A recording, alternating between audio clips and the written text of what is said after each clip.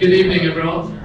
Thank you very much for joining us for our now third instalment of Shackleton Live.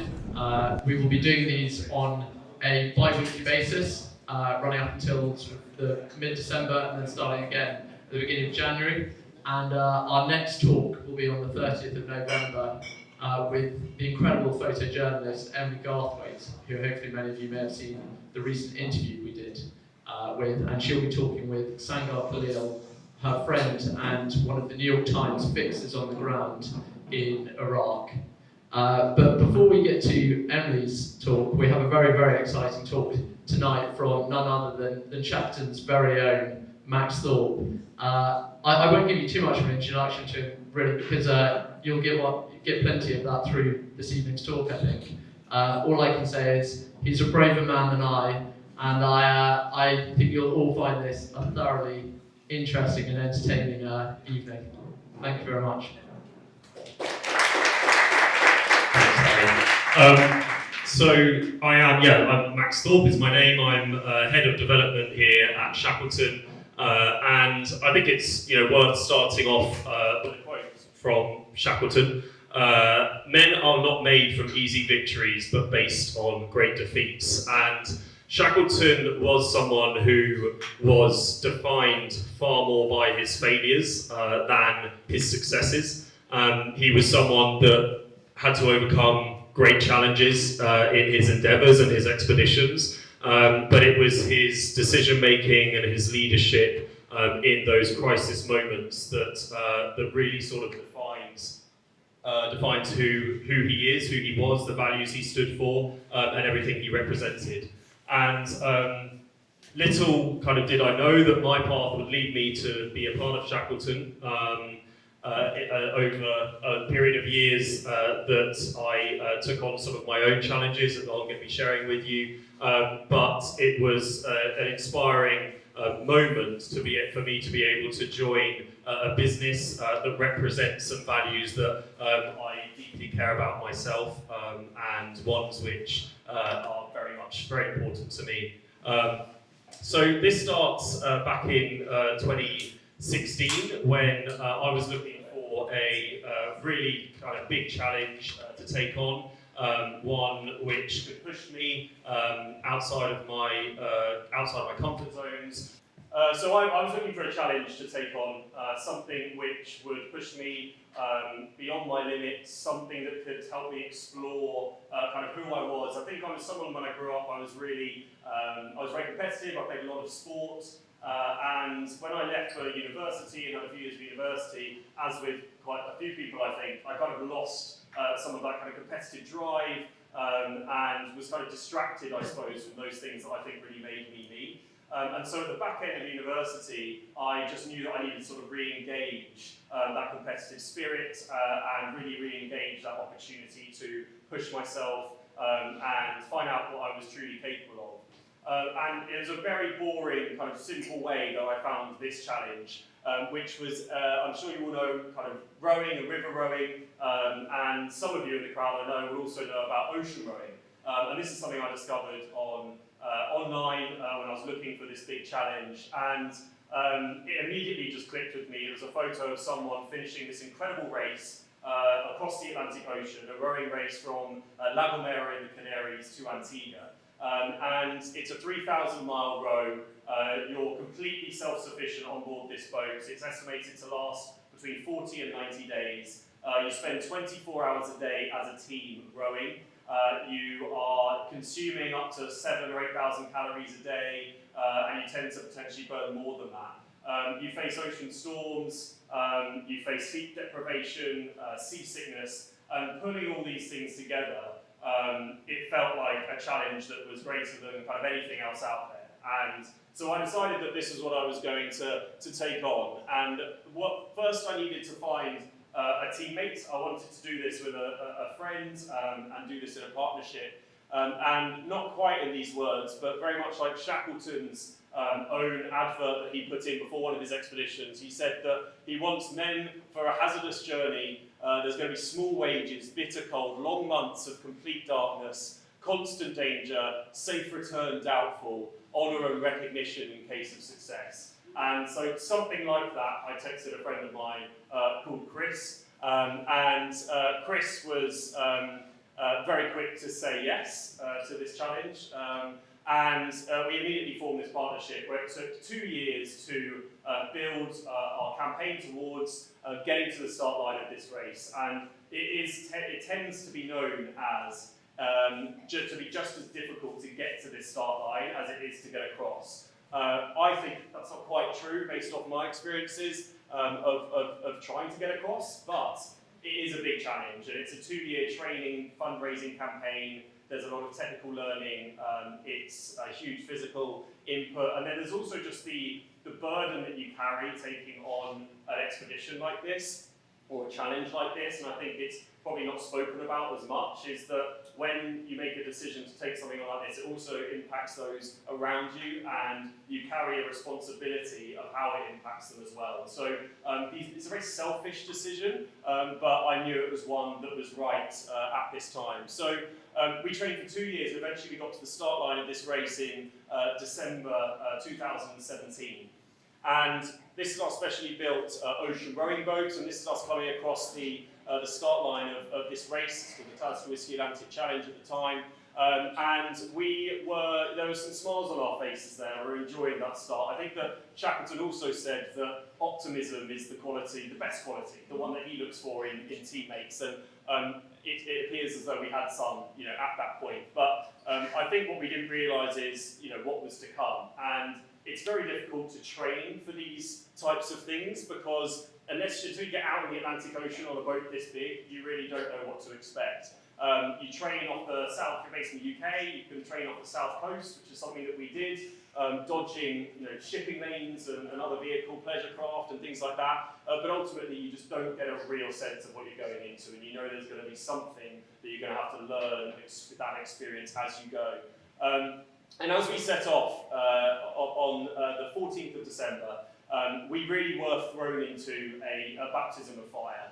And that year, it was essentially some of the worst conditions they'd had at race start for about 10 years. As we were thrown into this sort of baptism of fire, we were facing huge waves, huge winds, straight out of the marina in La Gomera.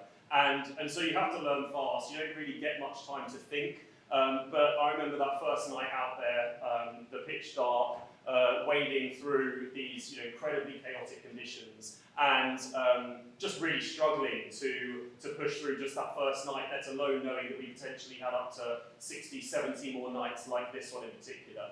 But as we pushed through, we both actually suffered a little bit of seasickness. I wasn't too bad. Chris, every time he wasn't rowing, was vomiting for the first 2 days, and that's something that crews in this race do experience. And if you don't know, seasickness is something that you just have to push through, and eventually the body starts to become a bit more accustomed to the conditions. But it was absolutely brutal. But after 9 days, and we came to the 22nd of December, and we had rowed just over 1,000 kilometres. We were leading the pairs race, and we were sitting just ahead of the world record. And that was due to our consistency with pushing hard. We had trained well. It was great to see some of that stuff pay off. But it was also down to those conditions which were driving us towards Antigua. And we remember having a call on the satellite phone with the race organiser on the morning of the 22nd. And he just said to us, look, you've done an incredible start, you're ahead of the world record, you're doing really well. Just get through the next kind of 24 to 48 hours, and then things are just going to calm down a bit. And so we had a bit of a marker to be like, right, yeah, we've done 9 days of this, it's been incredibly chaotic, it's been brutal, huge seas, huge winds, not much sleep, but ultimately we're going to push on, and we're going to try and get to that kind of 48-hour period, and hopefully we can then just kind of emotionally, physically start to just settle into this race. This is what, don't be kind of, I guess, misled by what you're seeing here. This was a training row off the coast of La Gomera. There wasn't anyone taking photos of us on day 9. But this is what an ocean rowing boat looks like. And you've got the sleeping cabin on the left-hand side and a storage cabin on the right. And then this open rowing position where you're exposed to all conditions. And there's one thing that then, after we kind of came off that call with the race organisers, we felt great. We were probably at the top in terms of our morale, which does just fluctuate much like the waves out there. It's just up and down all day, every day. Often coalescing with the whether you're rowing or not. I felt incredible on the oars, and then I'd get off and I would feel utterly miserable and overwhelmed by what was ahead. But we felt really good in that moment. We put the phone down and thought, right, let's get through the next few days. And then something happened. There's what used to be a myth in the ocean of these waves that were up to 3 times bigger than any other waves in the area, just cropping out of nowhere, decimating huge ships, and causing vessels to sink that people thought were unsinkable. And until recently, people started tracking these waves in certain areas. And this is actually off the coast of Vancouver a couple of years ago, by a company called Marine Labs. And they've got a buoy out there tracking the seas. And this was in an area that had waves of up to around 6 meters in height.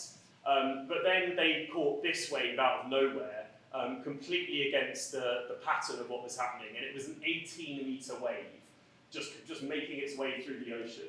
And this is what a rogue wave is, up to sort of 3 times the size of the significant wave height in the area. And as much as the conditions that we were facing were sizable, we also had a moment where a huge wave started to build up on one side of our boat. And we were both rowing at the time, and it came up and it picked us up and took us into the air, and we were completely powerless to stop it. And it turned us over and then slammed us upside down onto the water. And in ocean rowing, a capsize is a dangerous thing. In any boat, a capsize is a dangerous thing. And you specifically look for certain things that you need to achieve once you capsize. And that is, are you both conscious? So have you sort of been knocked out potentially by the impact? Are you both still connected to your boat? So you're harnessed to these ocean rowing boats, and these are vessels that you just cannot be separated from. It's almost impossible to recover someone who is separated from an ocean rowing boat, because you don't have that same control that you do with any vessel that's either got a motor or a sail, etc.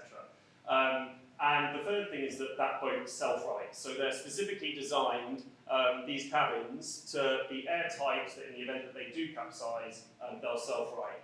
And as I came kind of up from beneath the surface of the water, that's what I was looking for. I was okay, and I came up and I saw Chris come up a second later, so we were both conscious. The second thing was I just got hold of my harness and I could see it was still connected to the boat, and then a few seconds later, the boat self-righted. And we were obviously in shock. There was all bits of equipment scattered around the area that we were in, and obviously the conditions continued to kind of be chaotic around us. But there was this weird sort of area where we capsized, just within sort of 10 meters. So it felt so quiet just in that space. And I remember sort of scrambling back to grab hold of the boat, and then I turned and saw that one of our key emergency beacons, which is it's called EPIRB, it's the most important piece of safety equipment you have on board these vessels, was now floating away from the boat at a meter a second. And if you lose this, your race is over. That's race rules. It's the most important item you have on board. And in the event that you need to be rescued, it's kind of your best form of communication. It sends a satellite signal to the Coast Guard and pinpoints your position. So this was now floating away from the boat, and I started to try and swim after it, but obviously I was held by my harness. And there was obviously that split second, really, when I thought, do I just take it off for a second and try and grab this, because it's just there? And I managed to kind of dispel that, obviously just idiocy, and then just thought, okay, can we get an oar? And so Chris passed me an oar, and I tried to kind of fish it back, but it kept floating further and further away.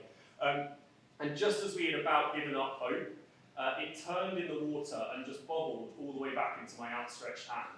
And I remember kind of climbing back on board, feeling pretty smug, kind of secured it back into the fitting and looked across at Chris. And I know that Chris describes a bit of disappointment, actually, that I hadn't got his favourite packaged meal, which is the beef bourguignon, which was now floating away far beyond where the EPIRB was. But it was the right decision. We had the beacon, and now we were looking for what are our next steps. And we sat down, I remember looking across at Chris, And we kind of smiled to each other and thought, what an incredible experience to come through. Like we're going to be going back to this incredible story of this huge capsize and coming through, this huge challenge and overcoming that. And I turned to open up the cabin hatch because we needed to grab a sat phone, we needed to call the race organisers and tell them we're okay. The EPA was activated during the capsize, and so I needed to make sure that they knew that we were fine, we've reset it, we're going to carry on. And I turned to open up the hatch on the left-hand side, and a massive plume of smoke just completely engulfed me. And I slammed the hatch shut, turned to Chris, and just said, fire. And what happened in the capsize was that the impact was so great that it had split our batteries, our marine batteries, and caused them to catch fire and just decimate our cabin.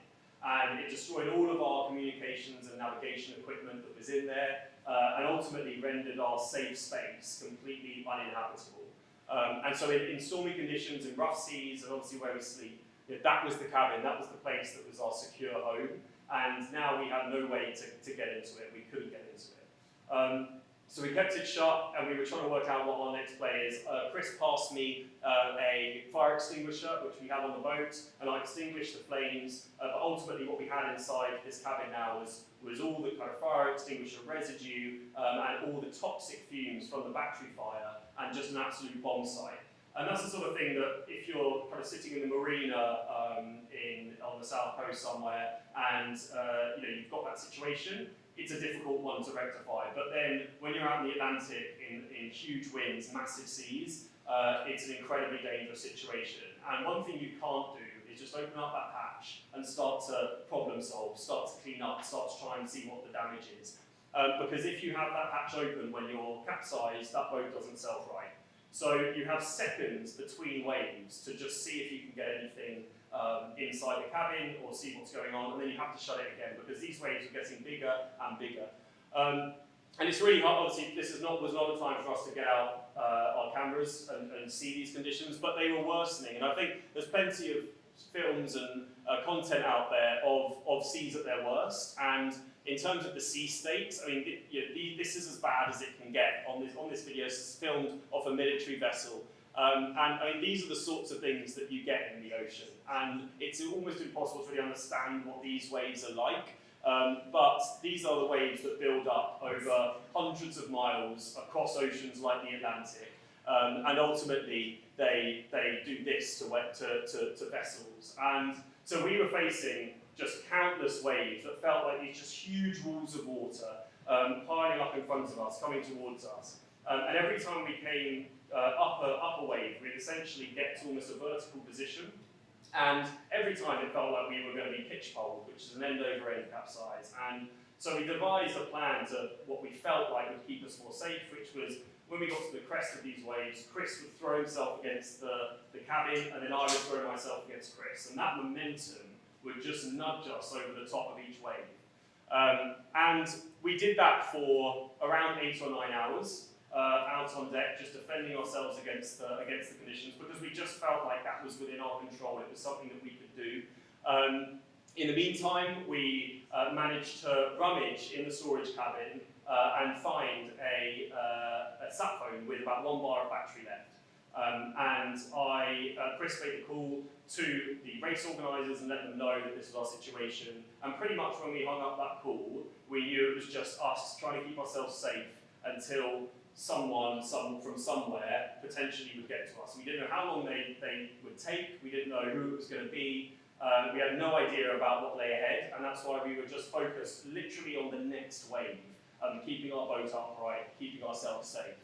But one of the things we had to do was change our plan when night fell, and obviously with when you can see everything across the ocean, it's a horrible place, so when you're in pitch black, it's even worse. And so we decided that we would empty out our storage cabin. We took out every bit of kit in that storage cabin, barricaded ourselves in.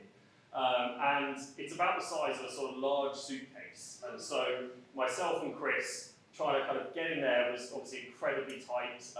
Both of us were in fetal position, right next to each other, as tight as you can imagine.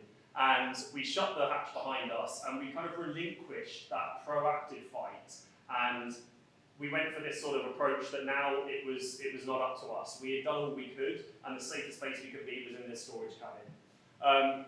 being in that cabin, we were in that for the next roughly 8 or 9 hours as well, as night fell and across the night. And that in itself was probably one of the most horrific experiences, I could have ever imagined. I'm not someone that likes dark, small spaces. And we were in this, and it was almost like being in we considered whether it was what it was like being in a submarine during the war, because these waves that were coming towards us and decimating the boat every 15, 20 seconds, they sounded like missiles. There'd be this hissing sound that we would hear for about 10, 15 seconds out, and it would get louder and louder and louder. And then there would just be the most enormous impact on the boat. The whole boat would shift and roll. And because we were so tightly confined, at times we didn't know if we were upside down or the right way up, because it was just so hard to tell. And I remember multiple times just trying to gauge my bearings and what was going on. We did decide to do one thing, and that was to shine a light, a laser flare, 360 degrees around the horizon at regular intervals. And it was, again, just one thing that we had that we felt like we would potentially be able to control and influence if someone was on the horizon looking for us. And how we did that was Chris would open up the cabin hatch for a few seconds after we got hit by a wave, and I would do the lights, and then he would slam it shut each time. But it was in between those waves, and a couple of times a wave would just hit out of nowhere, a load of water would flood the cabin. But then we'd just about get it shut, and some really close shaves across the board. But ultimately, it was a vital thing that we did in order to make sure that potentially someone could see us on the horizon. And it was just something that we knew potentially we were looking for a light like that. And one of the things that we saw was around 3 in the morning we spotted one. We spotted a light on the horizon, and at that point, honestly, we both breathed a sigh of relief.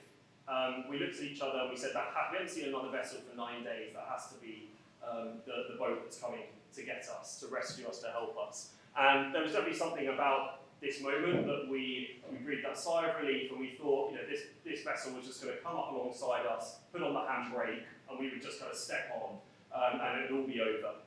But as this vessel approached, it's really hard to, again, give an idea of what was coming towards us. But we stepped out onto deck, and this is the kind of thing that we saw. And it was this tanker coming towards us at 6 knots.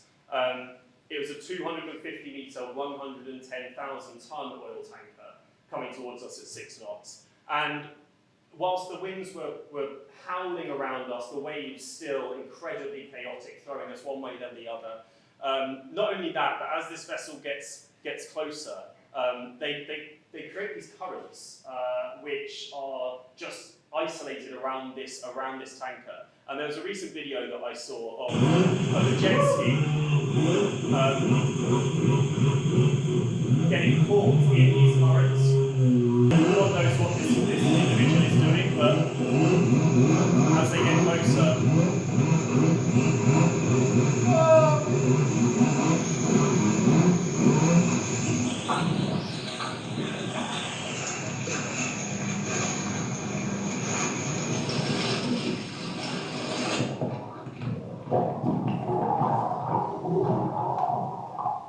so it's one of those things that can happen when you get close to these vessels where you are dragged underneath and you're essentially just pulled and pulled and pulled.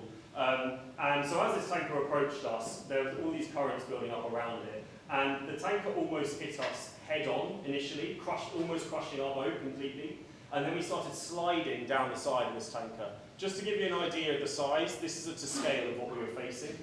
And so as it hit us, we felt like we were lucky just to escape that first impact. And then we started sliding down as it came past us at 6 knots, and we were right in those sort of rip currents. We had the waves on one side smashing us into the tanker, and then we had the tanker on the other with this huge pitching motion from side to side. And ultimately it just felt like the unstoppable force versus the immovable object. And then it was just myself and Chris and our small ocean-going boat right in the middle. And as we came down the side of this tanker, the crew actually got some footage of what was going on in those moments. You'll probably have to squint a little to see this, but you can hear those winds, and you can see that all they've got a spotlight down on us as they approach, and we're out on deck at this point, and these waves are hitting us, coming over the deck. making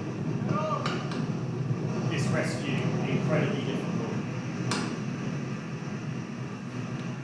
And so as we stepped up, this is what we were facing, and we kind of looked above us, this 20-metre wall of this oil tanker, and we could see some sort of motion and some people and some shouting. We couldn't make out what they were saying or what they were trying to do.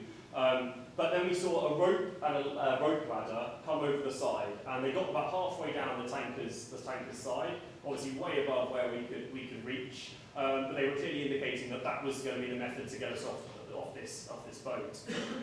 So as we came down the side of this tanker, they threw down the rope and rope ladder, and then as we got towards the back of this tanker, those currents really started to come into play, and it became apparent pretty quickly that we were being dragged underneath the tanker. And not only that, but also the tanker was kind of curving in towards, the hull was curving in towards the propeller, which was off at this point, as is standard in rescue. But because of that slant, it was now starting to just come down directly on top of us in the conditions. So in these moments, kind of me and Chris weren't necessarily verbally communicating. We couldn't really hear each other amongst all the chaos. But there was a moment that we knew we had to make a decision. And Chris was up on the left-hand side of this boat nearer the rope, and he grabbed hold of that, and it had a buoy on its end that he managed to sort of get hold of and unclip his harness from our boat and clip it round the buoy and back onto himself, and then he swung off. And all I could do is grab hold of the bottom level of the ladder at full stretch, just putting one hand either side of the plank of wood. And that obviously left us in a pretty precarious position.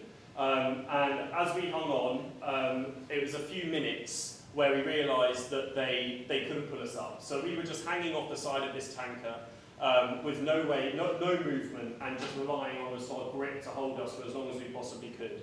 And after a few minutes, Chris lost his grip, fell, and was just suspended by his harness just above the water. And about a few seconds later, I fell, but I had nothing connected to me. And these moments were also caught in my wonderful crew.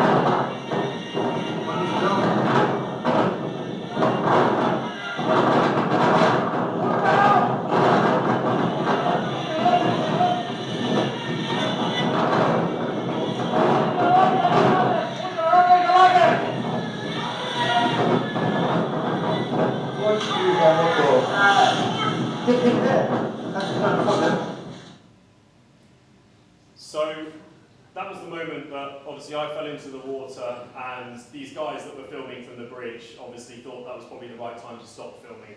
But that's really where kind of my battle began. And I know from Chris's perspective, seeing me fall at that moment, he was absolutely certain that that was the last he would ever see of me. And I came from underneath the water and was facing this just incredible situation. Chris and the tanker powering away from me, and all hope of survival just diminishing by the second and pretty much gone. And I had that sort of moment of kind of contemplation when I kind of realised the situation I was in and did think to myself, like, how has it come to this? But very quickly the survival instincts kick in. You've got to do something. You've got to exert some sort of physical effort. And that for me was just getting out and just starting to swim. And so I started swimming after this tanker. This tanker powering away at 6 knots. I started kind of pulling through strokes, and my parents being probably at this point relatively happy, they took me to all those early morning swim sessions. And so I just turned over the arms, was kicking my legs, just doing anything I could to give myself maybe a few more seconds and another chance at getting back to the vessel. And just as I kind of got to my last few strokes, what seemed reasonable, I spotted something in the water on my right-hand side, and the reflection from the bridge of the tanker was just glistening in the water on the right, in this blackness of water. And I could just see this black line cutting straight through this light. And I knew immediately what it was, the way it was moving through the water. It was a spare rope. And it was trailing out the back of the tanker, and someone had put it in the water earlier on in the rescue. And it was going to be, what I hoped would be my final lifeline. So I cut across, And I managed to kind of get near the rope and then just grabbed literally the last sort of 6 feet of this rope in my hands, and then was being dragged behind the tanker on this rope. A few minutes later, the tanker crew spotted me, and they realised that I was now reconnected, having initially thought that I was long gone really. And they started to try and pull me back, and obviously because my grip was so gone, I couldn't really pull myself up this rope. I was doing my best, but obviously with that tension through the water and all that speed of water rushing through me, it was really difficult to pull myself through. But as they dragged me round, there was this slow and steady kind of movement back towards the side of the tanker where Chris was still hanging and that the rope ladder was. And the rope ladder was now a little bit lower. It was being submerged by these big waves, and then suddenly it was being drawn out of the water again. And I knew that I just had this kind of gap, this few seconds where that wave would come high on the tanker would dip towards my side, and that ladder would just be submerged enough for me to try and get on and get connected. And so I took a deep breath, 3, 2, 1, and I just hoped that this was going to be the last time that I was separated from this tanker. And I threw myself across, grabbed hold of literally the last few steps of this ladder, really was wrestling with it for a few seconds and felt like I wasn't connected. I couldn't rely on my hands, my grip, and so I thought I've got to get my legs in. I hooked my legs into the bottom level and over this plank.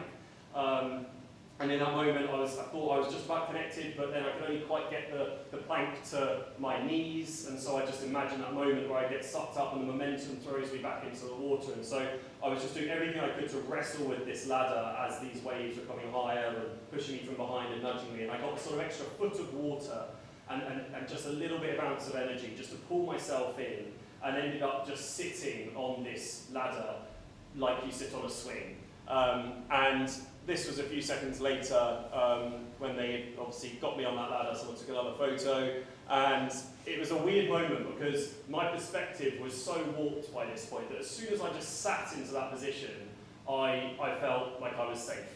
And actually, obviously, just sitting on a swing on the side of an oil tanker in the pitch black and ocean storm is not a safe situation, but from where I've been in comparison a few moments earlier, it really felt like I was safe. And we were actually just eventually pulled up side by side. We were pulled into a rope carried. Neither of us could walk, could barely speak, and we were laid on the floor by the crew, and they kind of gathered around us in what they said was sort of a medical room. And we were just flat out, sort of starfishing on the side. And I kind of looked across at Chris, and he looked battered and bruised, and we kind of didn't even say anything. We just gave each other this look that, how have we got through that? How are we alive? And then we were kind of looking for some sort of, confirmation of our well-being. And they said they were getting a ship's doctor. He came in, he had a cigarette in his mouth, and he was actually the engine room mechanic, but he kind of looked over us and just said, "You're okay." And so we kind of were like, "Fair, we are okay." And that's, you can't argue with that. And we said immediately, Canaries, La Gomera, that's where we were, that's where our families are. We need to get back to London, UK. And they said, "Oh, no. We're on a 3-week trip to Brazil, and you're coming with us." So we were on board this oil tanker for 3 weeks. No jokes, maybe we'll put this in the diary, Harry, because that's an entirely different story, those 3 weeks on the oil tanker, arguably worse than this one. But we eventually managed to get home. There was some 2 guys that had no baggage and looked like we did, which was pretty dishevelled.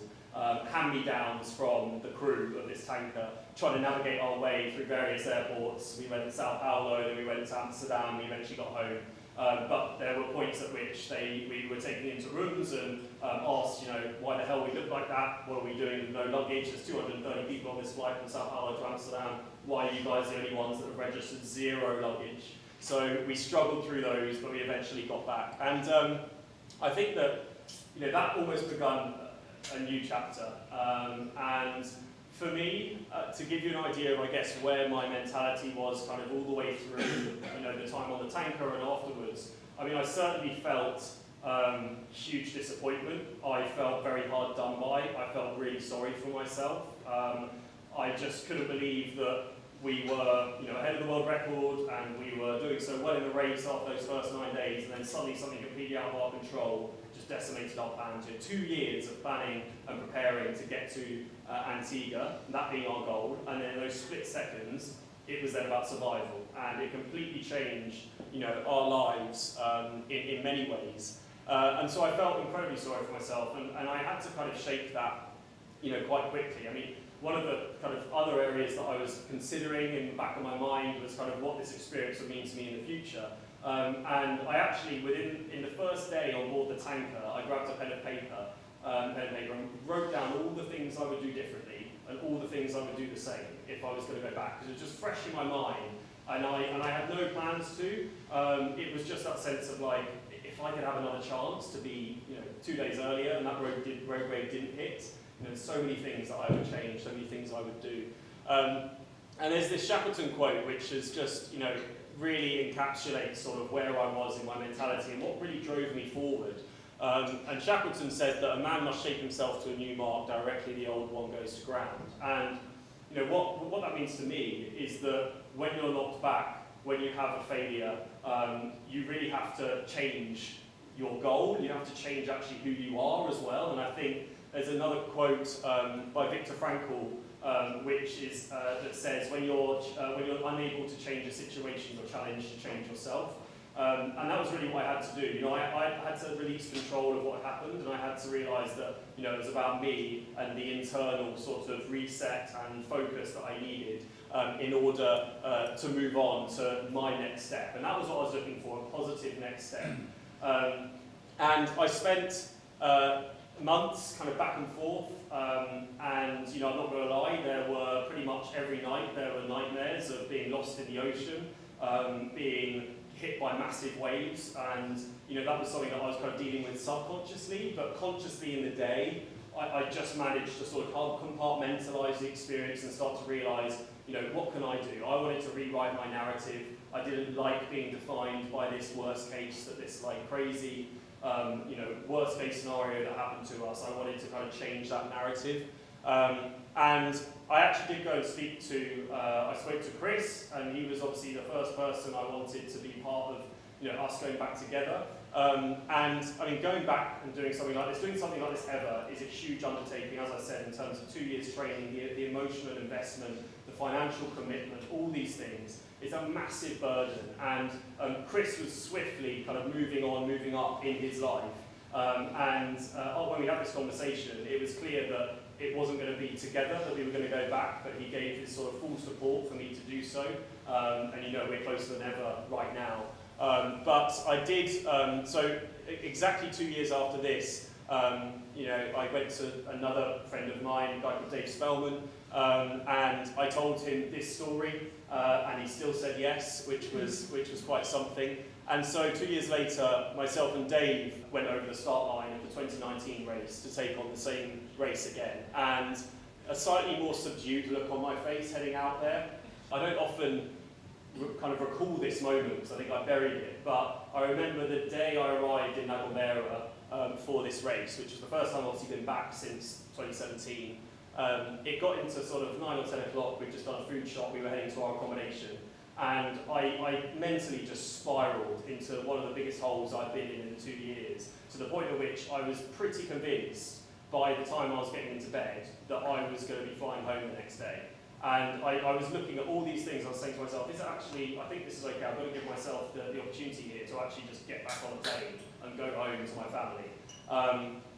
But it was just that evening, it was just those few hours, and I got up the next day with almost like a new way of, I think I gave myself that opportunity to step away from it, having really kind of backed myself into a corner to do this thing, and spending another 2 years really not wanting to do this thing, but just trying to write my story in a different way. And so we set out, and we got very good at syncing our rowing, you can tell. And these photos were actually taken just a few days away from the finish line. And it was an incredible journey in itself. And it was one which had everything in it. We faced conditions like we did back in 2017, which sent me to a dark place. we had days when it was completely flat. But as we battled through each of those changing conditions, we were given an opportunity to be close to the record again. And the record we were chasing was a 37-day record that was set by the guys that were behind myself and Chris in the race in 2017. And so we hunted it down, and after 37 days, 7 hours and 54 minutes, we crossed the finish line, beating the old record by 14 minutes. And we had essentially what ocean rowing is not supposed to have, sprint finishes. And you don't want a sprint finish after 37 days, I can tell you, but we ended up in a 14-hour row on that last day without stopping, and it ended up then in a 2-hour sprint finish around the island of Antigua to get into English Harbour and have this moment. And this is just a few seconds after I asked the support boat if we'd got the record, and they said we had. I got that flare photo that I was absolutely keen on getting, that I knew that I'd seen someone have years ago that had inspired me to go and try and chase that feeling. And it really was a pinnacle of my life so far, and for Dave's as well. It was amazing because in these finishes, it can be any time of day. No one's waiting off the coast of Antigua to just kind of be like, oh, we want to come in the day, or we want to come in the night, or waiting for my mum to fly in from the UK, or whatever it is. You're just going to get in as fast as possible. It just so happened that we were coming into this sprint finish on a Saturday afternoon in Antigua at about 4 p.m. And a lot of Antigua came out to support us, which was nice. And this is an overlay of the exact tracking of both those races. The first 2017 in the red, and the blue being 2019. And for me, I think I said after that first experience, I didn't want to be defined by that worst case, and I didn't want to be defined by the first row. And I said after that second row that I didn't want to be defined by that either. I really wanted to be defined by all those things kind of in between. And I've shared Shackleton quotes all the way through, but I think this Kipling quote, if you can meet with both triumph and disaster and meet those two imposters just the same, is just kind of really encapsulates kind of, I guess, how I tried to navigate my journey with this view that not to get myself pulled into the lows and not allow myself to be kind of influenced and pushed by the highs, but just to try and just navigate my path with whatever gave me sort of peace in my experience and whatever I felt was right for the story that I wanted to build, to write, and to tell. And so it was something that I did with that second row, and that it was a world record at the time. For me, it was just something that I had to just put on a pedestal and say, that's a feeling that I'm not gonna chase to get back to that point. It was very unique. It was a unique story. It was a unique experience. But it obviously led me down some incredible paths, not least to be working with Shackleton today. And to finish with a Shackleton quote, nothing's more relevant than difficulties are just things to overcome after all. Thank you very much for listening.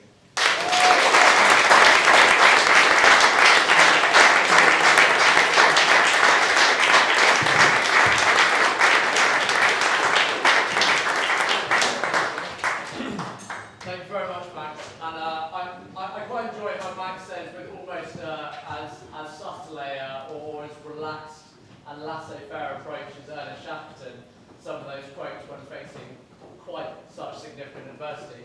I would hope that some of you have questions. I certainly do about various elements of that. So if anyone has questions, please ask. We can ask one friend around, or I'll show this back. Maybe talk a little bit about the people you left behind who were worried about you. How did they know? People who go on expeditions, that's a primary concern. Yes. And did you just leave and they assumed they'd hear from you in 3 weeks' time, or were they live, updated, concerned? Talk about that. Yeah, so I think the communications with family and friends when you're on expedition is incredibly personal. I hadn't clocked really how personal it was until I started that first row. I felt like I was going to be someone who wanted to speak all the time, wanted to exchange messages, calls every day, get that sort of, get updates from them about what they were doing. And on that first row, so I kind of not necessarily agreed to do that, but I kind of planned to do that, and I'd said, you know, I'm definitely going to be someone that's going to want to contact you, so, you know, my parents and stuff. And I actually could not go anywhere near the communications device in my boat. It had to be at like the other end of the boat. I just wanted nothing to do with it. As soon as I even thought about my family, I would start just spiraling. I would get really down. And actually, for me, it was just like, I've got to focus on something else. So I actually ended up just much more focused on what was my next rowing shift rather than the messages I was trying to send home. The difficulty was Chris was the opposite. So Chris was exchanging loads of messages, having loads of communications, and I think that massively impacted me. I almost kind of resented him at that moment, his method of communication at that time, and I told him that, and we discussed it. But it was just clearly something that we had completely different methods of dealing with our situation in. The benefit of obviously having that prior experience was when I went back the next time, I had a different structure. So we were sharing, the first time myself and Chris were sharing a device with a small iPad and a satellite device that works with that to send messages. The second time we had, myself and Dave, completely separate devices. We used a Garmin and we kind of split that off, and it was just very kind of personal. You manage it how you want to manage it. You don't need to see someone else doing all their stuff. And I ended up like forming a bit of a structure and a process that actually meant I did communicate. And I actually, I had several people on there, some friends that I was kind of knew I'd want to speak to, and it ended up being really free-flowing communication. I think that was also down to just the quality of the communication we were using. So it's really hard to know. I think it's all very personal, but those were the challenges we were facing on board. And then I think in terms of just the impact in the build-up, that's something that's so hard to manage. And I mean, particularly obviously so the first time around, I think we all had that sense of naivety around what this actual experience was and what I was trying to do. And most, or at least half of my family are optimists, so we were trying to bound around that type of energy. I'm an optimist, so I'm kind of pushing that on everyone. But I think the second time around was a different story. I mean, my parents sat me down when I kind of already told them that I was going back. They sat me down and just said, you could die on this. And I had to kind of look at them and tell them that I was aware and I'd absorbed that, and I had accepted that was something that could potentially happen. And one of the most uncomfortable, difficult conversations I've ever had, but it was just a part of the process, I think, to try and let them in and try and keep them close. And yeah, I know for sure, as you probably a lot of people will know, it was understand, it was my mum that obviously had the worst time with it all. But she was there in Antigua when I arrived, and then it's never, it's now probably something that she's proud of. And I think that's one of the things I'm most proud of in the whole experience, was turning it around for them and for her, and it's turned something that she couldn't speak about ever to something that she now can openly talk about and share with people, and so that's something that's pretty special for me. But yeah, communication's very personal, and I would always say be prepared to feel like anything, I think, is the way I look at it. Yeah. To say that you've had several meaning of life moments is an understatement. I'd like to hear what your reaction is to an advertisement I saw on the tube today. I think it's a mental health society. It says personal bests are not just a number, they're more important than that. They're a sort of satisfaction factor. It's not the number itself. How do you react to that? Absolutely, yeah. I mean, I think it's interesting. I think obviously, yeah. If you're not all personal bests are necessarily going to be numbers. They're going to materialise in different ways. I think that certainly. I say that, I then look at the fact that we were chasing a number in the last 10 days. And yeah, look, I do think a lot about if we had been 14 minutes the other side of the record. And it's tough to not feel like there were certain things at play there that we landed the right side after everything that had happened, because I'd probably be going back out there a third time if we'd missed it by 14 minutes. So it's a difficult one to maybe, I'm slightly biased in that. But I think I think that it depends. I think everyone just sets their own goals, right? You've got to set your own goals and set your targets and your objectives within the space that seems like something you want to chase and that's going to motivate you and you don't always know what's going to give you that feeling of fulfillment and, as you say, that kind of sense of achievement. But that's a reason to keep trying to push yourself, to just keep trying to raise your own bar. So yeah, hopefully that. Having broken that record, do you now feel the need to go and do something more beyond that? Or is that really satisfying? No, sorry? Yeah. A bit quicker than that now, but yeah, look, it's. I think, as I said, about sort of how I had to just park that moment that we crossed the line. I mean, it was you couldn't have literally written it better, and I mean, there's a lot of people that have experiences in the extremes or in their lives where they are always trying to move the needle and set that bar a bit higher and be like, I need to chase that feeling again. I think that I certainly, the amount of time I spent to get to that single moment, which was probably 6 years of my life, 6 years of my 20s, committed to this plan, investing everything emotionally and like actually missing out on a lot of stuff as well and having to make a lot of sacrifices. I think when I got to that moment, I kind of knew beforehand that I would need to just have a break from trying to hunt something down.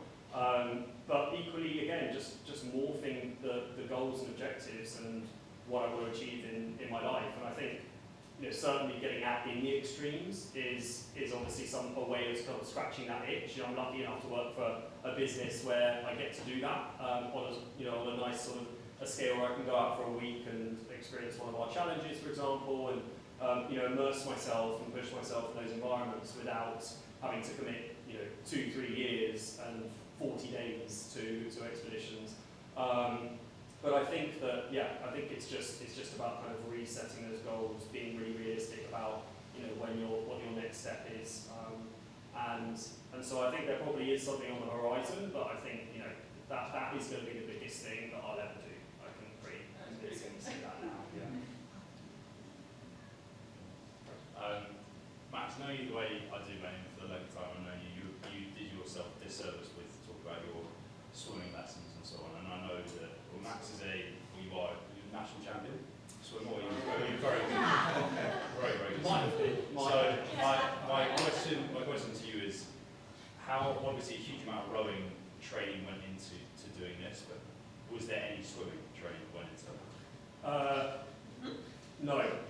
No, there wasn't. And I genuinely I must have spent years in the pool, but by the time I was about 10. So, and the weird thing is, that genuinely was a factor here, right? I think that's what you're kind of getting at. Like, it literally was a factor, was just being able to keep myself afloat in pretty bad seas for a few seconds and move myself. You and Chris were the other way around. Yeah. It's these little sort of sliding doors moments, right? And it just so happened that I was the one in the water. I had that instinct and that immediate, anytime I'm in water, it's instinctive to stop swimming. And it wasn't part of my training. Training was very just all focused on kind of, I think, strength, endurance, and things like that. But yeah, it's always these moments where you think, wow, why did I end up in that situation? Compared to, we even think about the other crews as well. There were other crews that, trying to hang off the side of this oil tanker, we were lucky enough to have done a lot of physical training. We were lucky enough to be very capable physically, and there are people that might not have been as lucky or as able to kind of conduct themselves in the way that we did, just because we're young, fit guys that have that opportunity to do so. So it's we kind of count ourselves lucky that it wasn't another crew in a way, because we were able to get through it for those reasons. But yeah, the swimming was definitely a benefit to me. So. How did you work out the sleeping schedule? So a friend of mine did it when she was in a much bigger group. And I can get there. I think they had 4 rowers and 4 sleeping. Yeah. I can't compute just the 2 of you. Yeah. So yeah, some people do it in a 2, some in a 4. There's been bigger crews, as you say, like up to 8. There's people that do it by themselves. And there's different kind of structures and plans, but there's also different structures and plans whatever you're trying to achieve. And so a kind of standard would be 2 hours on, 2 hours off, because you always want to keep the boat moving. You don't want it just to be drifting around, and so that's how you get your propulsion. So you kind of take in turns to do those shift patterns. But obviously the benefit in a pair, you don't get the benefit of rowing together, which is the fastest way to row. And so you kind of break down into bigger rowing shifts, smaller rest shifts. So by those last 10 days, we were doing periods of kind of 3 on, 1 off, so that we would get a couple of hours on the oars together, because that's when we were getting our fastest speeds. And we would basically try and just build a plan that was kind of sustainable. That's not really sustainable, 3 on, 1 off, across days. So it's about portions where you feel good, adjusting, and then reining it back in when you need the extra rest, for example. And so yeah, we did a lot of that chopping and changing. I think being reactive out there was a benefit for us, and being able to sort of say, okay, well, these conditions are coming in, so we're going to move to a different shift pattern. But yeah, generally it's 1 row, 1 rest. But they can be anything from sort of 1 to 3, 4 hour shifts. From a leadership point of view, did you conscientiously choose for both trips who would have the final call on any one decision, or did you just kind of work through any decision as a pair? Yeah, so there does have to be a final decision maker, so it has to be a skipper. It's obviously funny saying that there's a final decision maker in a team of 2, but I was the skipper on both rows, probably because initially it was my idea. I'd obviously done a lot of the prep and the thinking, and then second time round, Dave was pretty happy for me to, that my experience probably put me in those shoes anyway. But yes, I mean, you do need that. I'll be honest, we pretty much navigated most decision making as a pair, and that was just instinctive. I think if we hadn't known each other as well, it would be different, because you kind of have to wrestle that responsibility. But when you trust someone as much as I trust Chris and I trust Dave, I would have them making decisions, beyond me. For me, basically, that's how much I trust them, and do genuinely trust both of them in my life. And so I think, yeah, the answer is there was a structure, but we didn't come across a moment where we weren't just in full collaboration, even right the way through those really bad moments. Yeah. Just as a follow-up to that, did you share the burden of those dark fears that you had with your, I forget what his name was, Chris and Dave. Yeah. With Dave, did you keep those fears to yourself, or did you voice them to him when they surfaced? Because I mean, you said you had a couple of moments where. So Dave, yeah, absolutely. So I think there was 2 sides. He knew that what I was carrying in terms of that burden. I'm also someone that wasn't gonna share it too often. Again, the optimism. Just kind of not wanting to kind of push anything onto Dave, but I just think Dave's manner, he's incredibly calm and calming individual, amazing under pressure. Likewise with Chris, but particularly our second time round, as you say, I think we were as open as we possibly as possible at all times. And I think that's where certain crews in the past have got into issues, because you don't want to have a conversation for the first time on board your boat in the middle of the Atlantic. That's like the worst thing that can possibly happen. So, you want to get everything out in the open, and then find something to talk about for 40 days, basically. But it was, he kind of knew everything about me. I knew everything about him. We very much had that policy of not going on board that boat with anyone else that you didn't know back of your hand. I wondered whether your experience was reflective of the other teams, because obviously there was many people taking part in this, and your experience seems so extreme, but is that the case? Sorry, the first bit of your question was, I just wondered how your experience compared to the other teams, because presumably you got to check in with how everyone went afterwards. Yep. On the first row, how it compared. It sounds so extreme, but did anybody else have certain? Yeah, I mean, to be honest, on that 2017 race, it was kind of historically a pretty crazy race because of those conditions. When we were having our issues, there was another boat, sort of 100 miles back towards La Gomera, that had capsized and not come back up. And so they were rescued, luckily far more sort of successfully in terms of, they had another vessel that managed to help them out. But yeah, they were also victims of those conditions. And everyone had, it did calm down a bit after those few days. Those conditions were incredibly fast. It's still the fastest year on record. And the second time around, everyone has their own unique experience, to be honest, which is why, when a lot of people kind of know someone that might have done it, because they always have these incredible stories, because it's so much time to spend in a small space that seemingly every day just feels different in one way or another. And so certainly our experience the first time around has never been kind of replicated in terms of its severity. But everyone battled, incredibly difficult conditions that year. And then our year, there's been all sorts of things. There's been a marine strike on a boat where it's come through the hull, and things like that. So it's literally completely things that I've said this in the last years, like things that have never happened before happen all the time.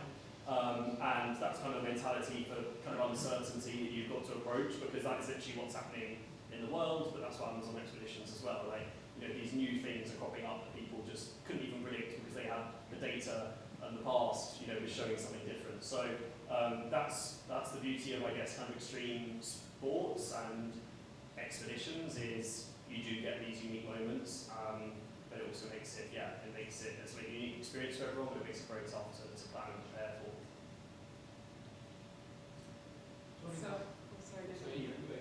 So you sort of covered a variety of different things, but I'm interested to know what your kind of key emotional and mental takeaways were, and then how you implement them in the rest of your daily life now.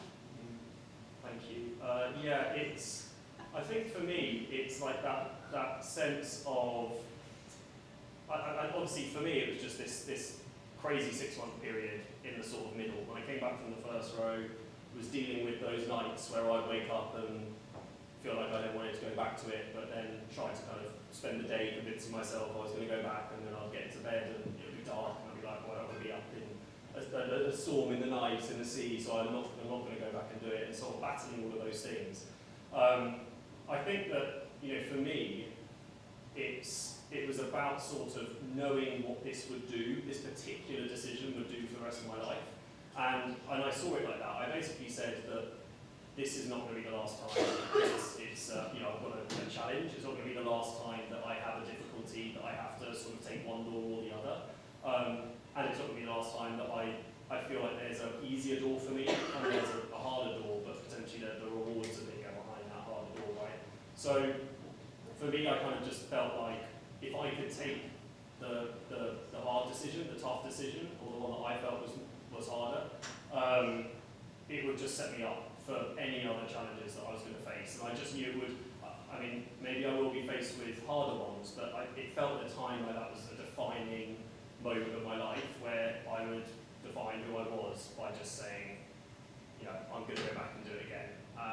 And it wasn't even that I was going to go back and successfully do it. It was just get yourself back to the start line, or even just go and tell as many people as possible you're going back so you're accountable, and then go make it happen. And for me, it was just that sense of, if I could do that, the next kind of difficult decision would feel easy. So that's something that I've tried to build in. It's definitely, I think it's worked. That moment that you fell off the ladder, that kind of came up and saw the ship going away. Obviously, natural instinct was to swim after it. What's the emotion and the feeling that goes through your mind seeing that happening, and then obviously the relief of seeing the rope and thinking, okay, I've got a chance? Yeah, it was, it's like a snapshot in my mind of just that picture as soon as I came up from underneath the water, Chris hanging off, the tanker just going, and that's just something that I probably think about it more than I would give on, because it's such a powerful imprint on my mind. In those moments, it's so fast, it's so, as you say, it is so instinctive. Those survival instincts are pretty powerful, and so it is just about impacting your surroundings in some way, you know, whether I was just flailing or whether I was just going to swim, like, you know, I just had to make a move, and so to be honest, that was my way of sort of dealing with it. I know that actually, you know, I'm lucky enough to have that instinct that is a proactive instinct. I know that, you know, some people do have, you need to work on it. It's something you can build, right? It's something you can build by putting yourself in difficult situations or, you know, training or something like that to try and build that sort of, that resilience to just be like, to move, to do something within your control. And so I don't have moments in those periods where I was reflecting too much. It was more just what's next, what can you see, what can you do, what can you grab, what can you shout, you know, all those things. So yeah, it wasn't quite as in depth as maybe it could have been. But yeah. What's an ideal scenario for that, the rescue? So you called them to say we need help. What should have happened? Yeah, it's a great question. I started to get some answers for that the other night at a dinner where I was sat next to a ship's captain who I gave the top line to, and then started sort of discussing from their perspective, because I think you kind of need to give credit to a vessel of individuals that have never conducted a rescue in their lives. They're coming in the middle of the night, also pitch black, in a big storm, and they're being told that they've got 2 lives that they're almost now like personally responsible for. And I think for a while, I've had moments where I've thought, oh, they just, you know, why did they do it like they did? Why didn't they throw, you know, the rope netting over? Why couldn't they get a lifeboat deployed? You know, why couldn't they have made that whole thing? Why couldn't they have, you know, approached us from a different angle? All these things where you kind of, you know, they're just assumptions about what they're experiencing on board. But there was no doubt in those moments they were doing the most they could, the best they could, in an unbelievably challenging situation. To be honest with you, I don't know the exact procedures, but the ship's captain, for example, told me that not deploying a lifeboat is in bad seas. You see the life of the crew is the most important thing to the captain. That's the priority. And then, so they couldn't deploy that life raft, but then they also had the netting, and to be fair, the captain couldn't necessarily tell me why they wouldn't have deployed that, because that's something what me and Chris are expecting, that sort of rope netting across the side, grab hold of it anywhere and kind of get yourself up. But there was a reason why, you know, they did it. We weren't, you know, too keen to question them on board. They were kind of our shipmates whilst we were on there. We were very, very grateful to what they did, and they looked after us incredibly. But I think it's amazing. It's that classic thing. It's like everyone's got you know, a plan until you get punched in the face, which is basically, you know, what they were facing. They were just got sent there. They had no idea what they were going to find. We didn't know what was coming towards us, and that leaves some pretty challenging decision making. Sorry. I was going to ask a question. How many bottles of sunscreen did you go through? Great question. What's the food like, and did you keep in contact with any of the crewmates? Yeah, thank you. So sun cream, oh wow, we must have had 50 bottles of sun cream or something. It was the spray, Factor 50 spray, and it's getting caked on all the time, because yeah, it's brutal. Middle of the day out there is absolutely brutal, and you've obviously got the reflection as well. So lots of sun cream. The second thing was food. So we put together, actually, Ali is here tonight, who we worked with on our nutrition. So we had a big nutrition plan. It's something that I think that people traditionally had not really had a focus on, like a kind of a performance nutrition plan. And so myself and Dave were just saying to Ali, make sure that we can just continue to perform for 40 days. Like, how do you build something like that? And so we built out a plan that was 7,000 or 8,000 calories a day. It was actually more in the first in the first week, because we knew we wanted to go out fast, and just trying to, you know, not have too much of a calorie deficit. But we ended up, I mean, Dave lost, I think, 17 kilos, I lost 15 kilos in 37 days, so even stuffing ourselves with food, I mean, we were literally forcing food down us in some pretty grim moments, just to make sure that we had something in us to obviously perform. But it's a big, specially designed sort of food packs, similar to what we do with our, you know, expedition clients, and we put together these special packs that can, yeah, just be the right foods for perform in extreme environments. And the last thing was any do we still speak to any of the crew from the tanker? Is that the question? Yeah, so we got really close with a few of them, for sure. One of them obviously sent me some of this footage, but it slowly kind of died out over a few months, to be honest. I mean, these guys are at sea for 9 months at a time, so that's their kind of their life, and they come back for a bit, and then they go. So, but we actually did you get very close to people, and you experience something like that, and they sort of look after you. So it was, yeah, as I said, quite an experience. But right now, no, don't speak to anyone. I know you said Chris kind of closed the chapter when you asked him to do it again, but I think it was difficult for him to watch you cross the line with Dave, and was it bittersweet for you doing it the second time, or like, you know, after the experience with Chris the first time?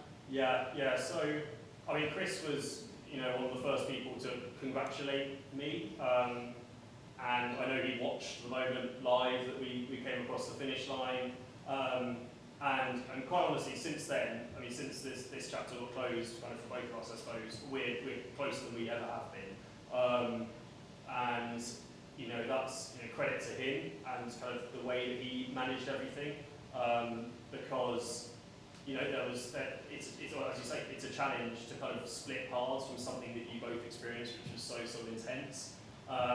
But he just felt like that was not his, that wasn't his path to go back and do it again.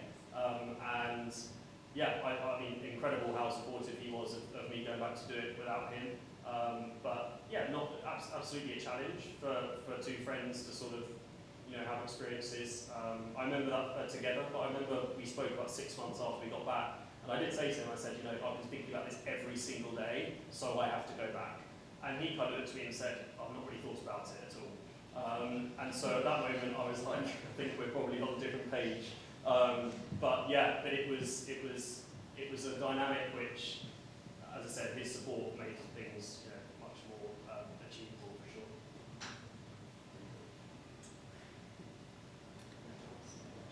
Sorry, you mentioned before that in order to overcome big obstacles, Yeah. you have to change who you are. So in which way that applied to you? Yeah, so absolutely. I think when I described that, I think it was about the way I perceived what had happened as something that was done to me, something that was sort of taken away from me, and I was kind of trying to blame, you know, I was blaming things and moments, and I think what I just realised I needed to do was, you know, that was just a reflection of who I was just bitter. I was just a reflection of who I was inside, and so for me, I just knew I needed to adjust who I was very much from the point of view of adjusting kind of how I perceived this experience, and rather than see it as a cloud, I tried to just look for that silver lining, and I started to just form in my mind that sense of opportunity in my kind of dark experience. And for me, it was knowing that I had gone to kind of the depths I'd gone to, that I could climb a very long way now, which for me was something that just felt like an incredible opportunity to define my life in a way that was special to me, and a way that I felt like would fulfill me in what I was doing moving forward. So I don't know if that answers your question, but I think Yeah, it's... Thank you very much, Max. And I think if you all join me, actually, a round of applause for Max.